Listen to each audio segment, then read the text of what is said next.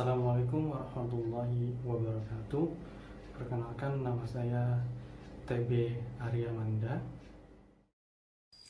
Sebelumnya saya ucapkan Assalamualaikum warahmatullahi wabarakatuh. Perkenalkan, nama saya Sugianti. Nama saya Freddy Arizona. Assalamualaikum warahmatullahi wabarakatuh. Nama saya Inayatul Rifki. Hari ini kami akan mempresentasikan tugas jurnal kami. Untuk itu, langsung saja kami akan mulai presentasinya yang pertama. Terima kasih kepada Bang Arya yang telah memberikan saya kesempatan. Langsung saja saya mulai. Yang pertama yaitu ada pendahuluan. Di sini ada latar belakang. Sekarang ini tidak dapat dihindarkan bahwa informasi menjadi salah satu sumber daya terpenting dalam suatu organisasi ataupun individual untuk meningkatkan kemungkinan daya saing terhadap pasar global.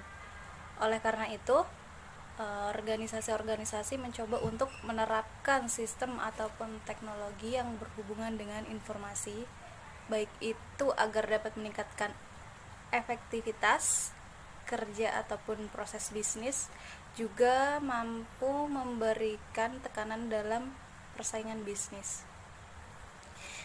Analisa SWOT yaitu metode perancangan strategis untuk menilai suatu kegiatan bisnis ataupun sistem sehingga perusahaan ataupun organisasi dapat menganalisa kekuatan, kelemahan, peluang, dan ancaman yang akan dihadapi oleh perusahaan atau organisasi sehingga kemungkinan besar masalah yang akan dihadapi akan terselesaikan.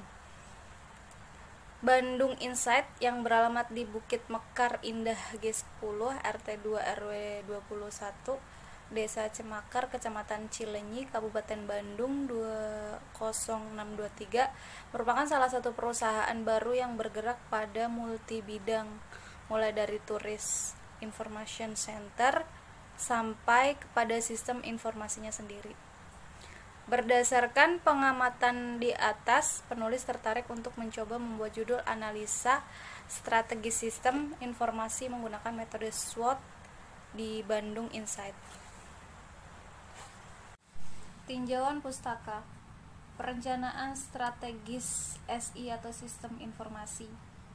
Strategi adalah langkah utama yang dipilih untuk mencapai visi perusahaan melalui sebuah misi. Oleh karena itu, tanpa strategi yang tepat, sumber daya organisasi atau perusahaan akan berhamburan konsumsinya dan mengakibatkan kegagalan organisasi atau perusahaan. Perusahaan membutuhkan perencanaan strategi untuk sumber daya informasi dengan beberapa sebab, yaitu 1. Hasil perencanaan teknologi informasi dapat dibagikan kepada manajemen dan ahli teknologi informasi. Yang kedua, diskusi mengenai perencanaan strategi seringkali banyak membantu manajer bisnis dan ahli teknologi yang dalam membuat keputusan. Yang ketiga, dengan direncanakannya perencanaan yang baik, jika suatu terjadi mendadak di organisasi atau perusahaan, mereka sudah siap untuk menghadapi segala kemungkinannya. Yang keempat, hasil dari perencanaan informasi dapat membantu mengalokasikan sumber daya dan bermanfaat bagi perusahaan.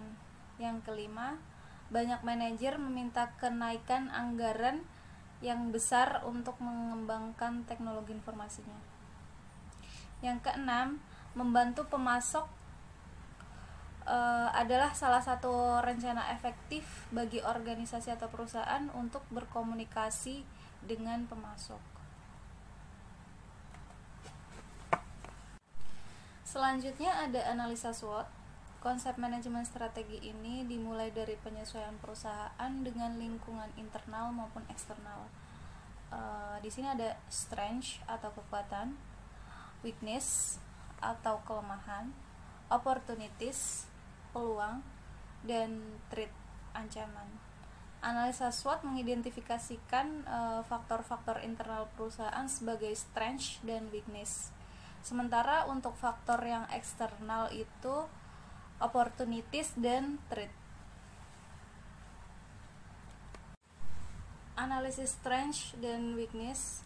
Analisis ini memfokuskan pada bagian internal organisasi atau perusahaan.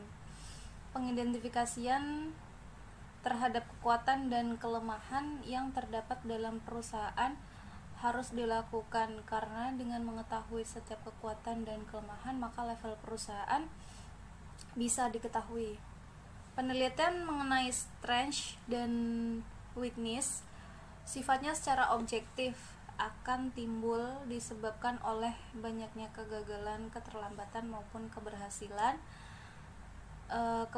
dalam melakukan kebijaksanaan, prosedur, metode, dan implementasi strategi semua dilakukan oleh perusahaan. Analisis opportunities dan threat. Semua faktor yang datang dari lingkungan eksternal organisasi atau perusahaan merupakan bagian dari opportunities dan threat. Secara umum, kita akan mengalami kesulitan untuk membedakan strength dan opportunities serta weakness dan threat. Kesulitan itu disebabkan karena perusahaan dan lingkungan tidak selalu jelas. Opportunities menunjukkan kondisi lingkungan yang diharapkan mempunyai akibat yang menguntungkan bagi perusahaan, sedangkan threat menunjukkan kekuatan yang datang dari lingkungan eksternal yang menimbulkan kerugian bagi perusahaan. Kemudian kita akan masuk ke metodologi. Di sini yang pertama ada pengumpulan data. Wawancara, studi pustaka diperoleh melalui buku-buku ilmiah, karangan ilmiah, dan laporan penelitian, kuesioner, serta perencanaan strategi. Yang kedua, tahap analisa SWOT. Model SWOT, matrik yang di dalamnya terdapat faktor-faktor intern, dinamakan internal strategic factor analysis summary, atau yang disingkat dengan IFAS, atau faktor strategi internal. Matriks SWOT. Matriks SWOT ialah konsep yang berguna dalam penyusunan faktor-faktor strategi organisasi atau perusahaan. Peta strategi. Bagian ini menerangkan hubungan antara masyarakat atau target pasar dan internal proses yang telah direncanakan sebelumnya. Balance scorecard ialah suatu sistem strategi untuk memungkinkan manajemen bisnis untuk menjalankan strategi berdasarkan pada pengukuran dan tindak lanjut. Untuk slide selanjutnya saya serahkan kepada Dena, dipersilahkan. Terima kasih atas waktu yang telah diberikan kepada saya. Di sini saya akan melanjutkan presentasi dari Mbak Ina. Yang selanjutnya masih melanjutkan tentang tahap analisa SWOT. Adapun selanjutnya adalah Critical Success Factor. Ini merupakan tolak ukur dan faktor kinerja dalam sebuah organisasi maupun dalam sebuah perusahaan yang memfokuskan kepada keutamaan persaingan dan kesuksesan dalam organisasi maupun dalam perusahaan guna untuk mencapai sasarannya atau tujuan yang akan dicapainya. Yang selanjutnya adalah Key Performance Indicator. Ini merupakan yang digunakan dalam sebuah organisasi maupun dalam perusahaan untuk mengukur tingkat pertumbuhan bisnis, untuk mengetahui apakah sistem telah dijalankan dalam mengalami perubahannya. Yang selanjutnya adalah perspektif pengukuran kinerja. Ini adalah kumpulan dari indikator untuk mengetahui hasil analisa SWOT, yaitu antara lain ada financial, learning and growth, customer, dan internal business process. Selanjutnya adalah hasil dan pembahasan. Hasil analisa SWOT dalam penelitian ini yaitu kita bisa melihat dari tabel-tabel berikut ini. Kita akan bahas satu persatu. Yang pertama melalui tabel matrik evaluasi faktor internal atau juga yang disebut dengan IFA. Nah, di sini mengevaluasi kekuatan dan kelemahan. Di dalam setiap variabel kekuatan dan kelemahannya nanti akan diberikan bobot dan rating. Nah, dari bobot dan rating nanti akan didapatkan rata-rata tertimbang setiap variabelnya itu berapa. Yang pertama, kekuatan. Sumber daya manusia berpengalaman. Ini sudah mencapai bobot 0,16. Perlu diketahui bahwa di dalam bobot ini nilainya paling rendah adalah 0,0 dan paling tinggi dapat diberikan bobot 1,0. Nah, di sini sumber daya manusia berpengalaman sudah mencapai bobot 0,16 dan ratingnya ini sudah mencapai 4,00. Jadi, di dalam rating, nilai tertinggi itu ratingnya adalah 4,00 dan yang paling rendah untuk pemberian rating ini adalah 1,00. Jadi, sumber daya manusia berpengalaman ini sudah mencapai rating yang tinggi, paling tinggi yaitu 4,00. Dan didapatkanlah rata-rata tertimbangnya, yaitu dengan cara mengalihkan antara bobot dan rating, yaitu 0,16 dikali 4,00 didapatlah 0,64. Jadi, rata-rata tertimbang variabel sumber daya manusia berpengalaman adalah 0,64. Selanjutnya, langkahnya sama dalam variabel berikutnya, yaitu sistem mempermudah pekerjaan para pegawai. Di sini bobotnya sudah mencapai 0,04, ratingnya 1,00, dan rata-ratanya yaitu bobot dikali rating mencapai 0,04.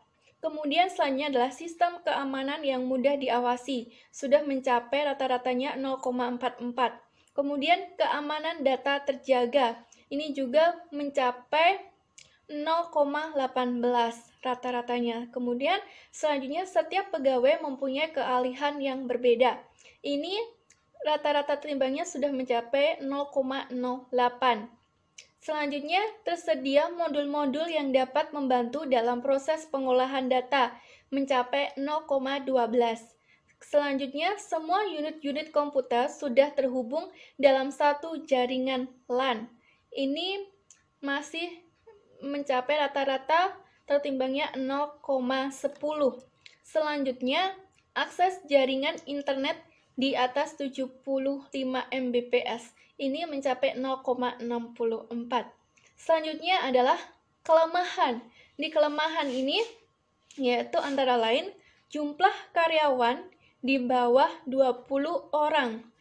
Ini mencapai rata-ratanya sudah 0,16. Selanjutnya, jumlah peralatan yang masih di bawah standar minimal kerja, ini rata-ratanya mencapai 0,27. Selanjutnya, tenaga pembantu peliput berita masih sedikit. Nah, ini rata-ratanya mencapai 0,20. Selanjutnya, sistem informasi belum lengkap. Ini nilainya 0,06. Yang terakhir adalah penggunaan modul belum menyeluruh di semua departemen. Ini rata-ratanya tertimbangnya sudah 0,06. Selanjutnya adalah matrik evaluasi faktor eksternal atau yang juga sering disebut dengan EFA. Nah, di sini langkahnya sama dalam menentukan bobot, rating, serta rata-rata tertimbangnya. Nah, dalam setiap variabelnya nanti akan diberikan bobot, rating, dan rata-rata tertimbangnya. Nah, di dalam evaluasi faktor eksternal ini, yaitu mengevaluasi peluang dan ancamannya. Kita akan bahas satu persatu di dalam setiap variabelnya. Yang pertama, peluang. Menjadi badan penyedia informasi untuk turis lokal dan mancanegara. Di sini sudah mencapai bobot 0,16 dan ratingnya ini sudah paling tinggi yaitu 4,00.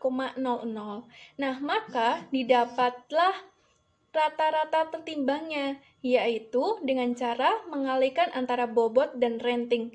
Maka didapatlah 0,64 dari 0,16 dikali 4,00. Selanjutnya, yaitu menjadi kantor berita yang menyediakan berita lengkap. ini bobotnya 0,11 dan ratingnya sudah paling tinggi yaitu 4,00, jadi rata-rata tertimbangnya yaitu 0,44. Selanjutnya menjadi web terpercaya berskala regional. Ini langkahnya sama, kemudian didapatlah rata-rata 0,32. Selanjutnya menambah sistem referensi berita dari situs lain. Ini rata-rata tertimbangnya sudah mencapai 0,21.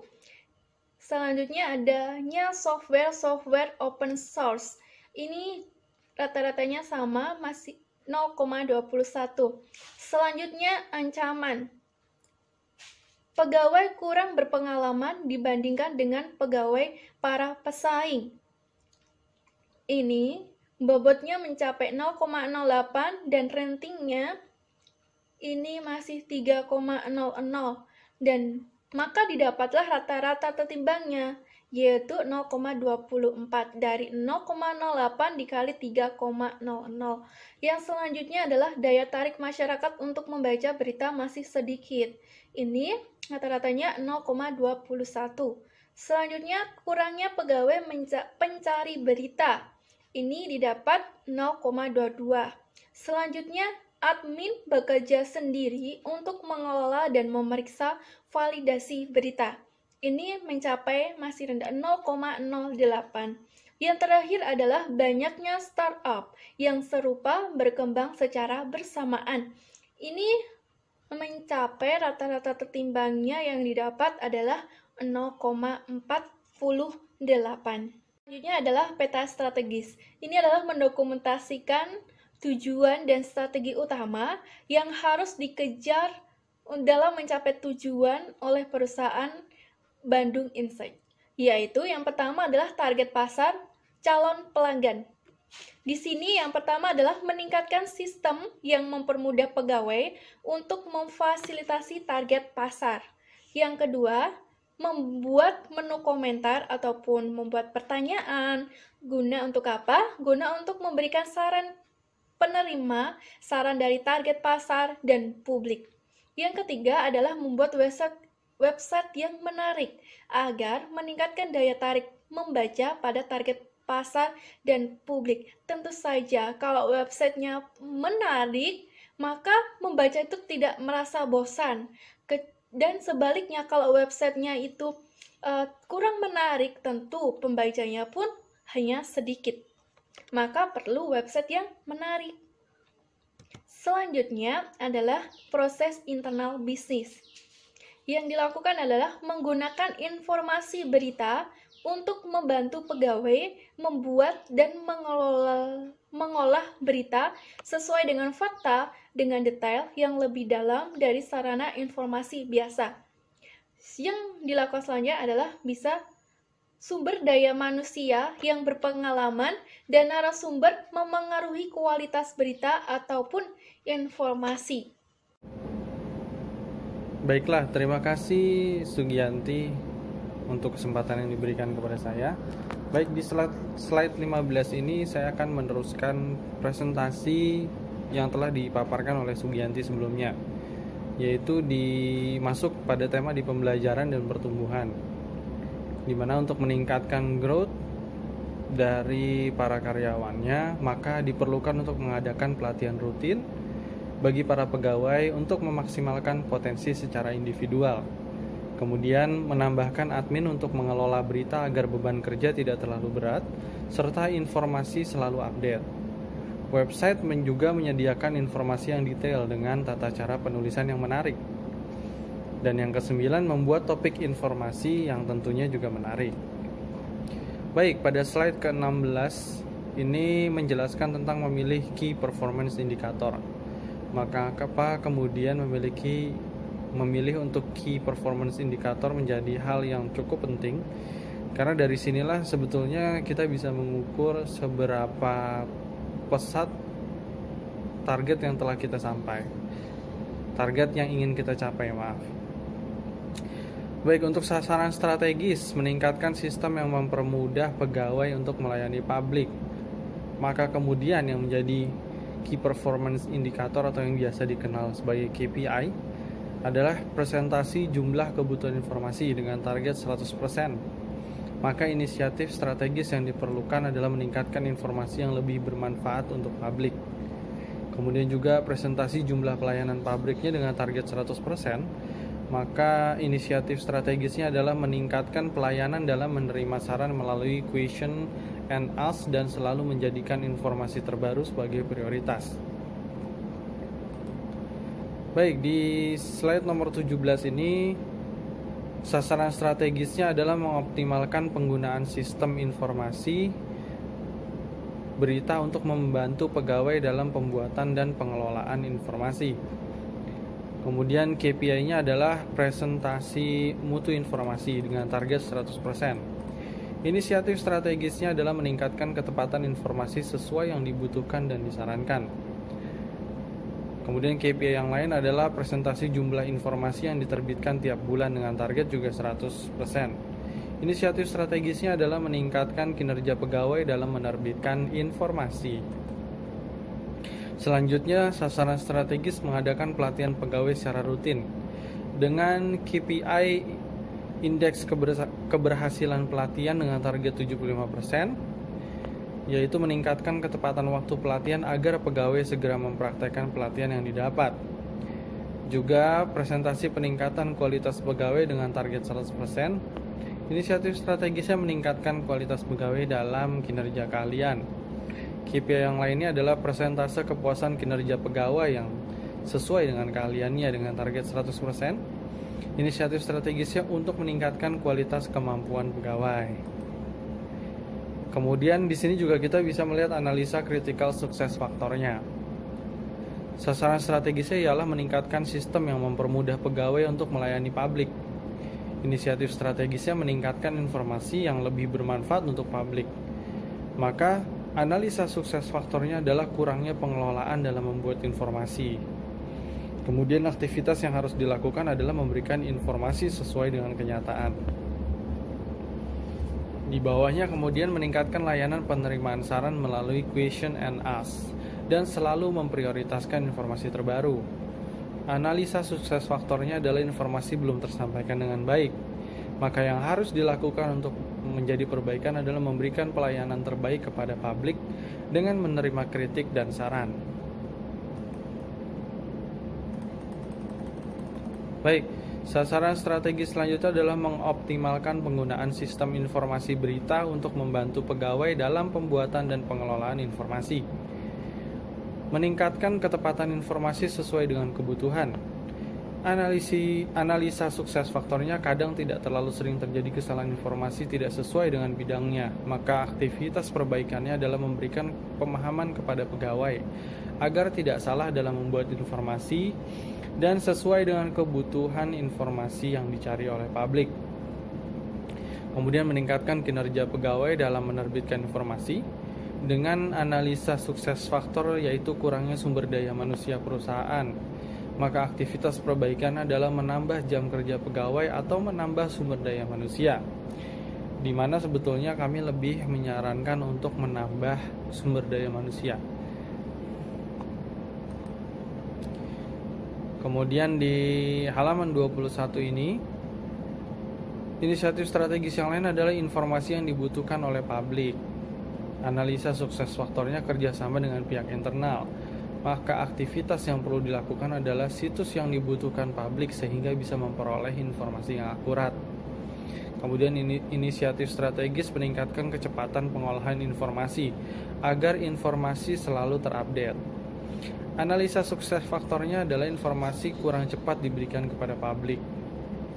Maka aktivitas perbaikannya adalah selalu mencari informasi detail yang terbaru dengan cepat agar bisa diketahui oleh publik dengan segera. Baiklah, untuk di slide nomor 22 akan diteruskan oleh rekan saya Freddy.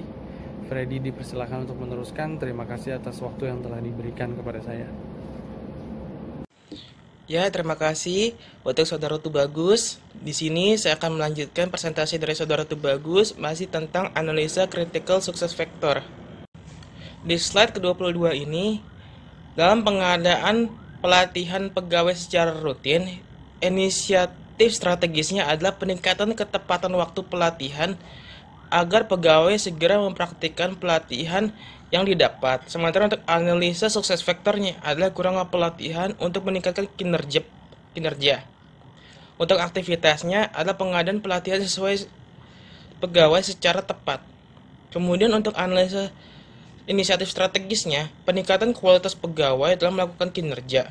Analisa sukses faktornya adalah penempatan posisi yang kurang sesuai dengan keahlian pegawai. Aktivitasnya adalah memberikan posisi yang sesuai dengan keahlian pegawai. Selanjutnya di slide ke-23, untuk peningkatan kualitas kemampuan pegawai untuk publik. Analisa sukses faktornya adalah kemampuan yang kurang sesuai jika dibandingkan dengan tugas yang dijalankan. Aktivitasnya adalah memberikan tugas yang sesuai dengan kemampuan pegawai serta dengan kualitas pegawai. Selanjutnya, saya akan membahas di slide ke-24. Di strategisnya, sistem informasi berdasarkan customer priority, key operational, serta sistem informasi need for customer. Untuk high potensialnya adalah sistem informasi customer priority, support, sistem informasi pemberitahuan informasi, sistem informasi lembar pegawai, dan sistem informasi referensi. Selanjutnya yang akan dibahas adalah pada slide ke-25, perancangan strategis informasi yang disarankan menurut penilaian SWOT. Berdasarkan tabel pengelompokan analisa potensial aplikasi, ada beberapa rekomendasi untuk kelangsungan kinerja pegawai di Bandung Insight untuk memberikan pelayanan informasi kepada publik, didukung kinerja pegawai agar lebih tepat sasaran dalam memberitahukan informasi sesuai dengan yang ada di lapangan, menambahkan sumber daya manusia sesuai dengan keahlian di bidangnya, membuat lembar kerja pegawai agar dapat menerima gaji sesuai dengan kinerja dengan perhitungan jam kerja ditambah dengan gaji lembar pegawai.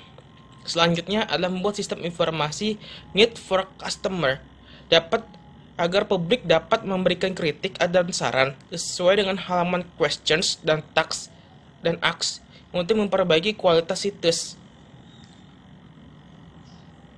Selanjutnya di slide ke-26 yaitu penutup, peningkatan kualitas layanan kepada publik secara online untuk menyajikan informasi yang lengkap dan menyuruh kebutuhan publik sehingga informasi selalu terupdate. Peningkatan kinerja pegawai dengan memberikan fasilitas yang dibutuhkan pegawai seperti memberikan rekomendasi sistem seperti yang ada di dalam tabel pengelompokan analisa potensial aplikasi. Selanjutnya, aplikasi sasaran strategi dijalankan dengan baik, maka Bandung Insight dapat meningkatkan kinerja pegawai dan kualitas perusahaan sesuai dengan target dan visi misi perusahaan. Sekian dari kami. Apabila ada salah kata atau tutur kata kami yang salah, mohon dimaafkan. Terima kasih.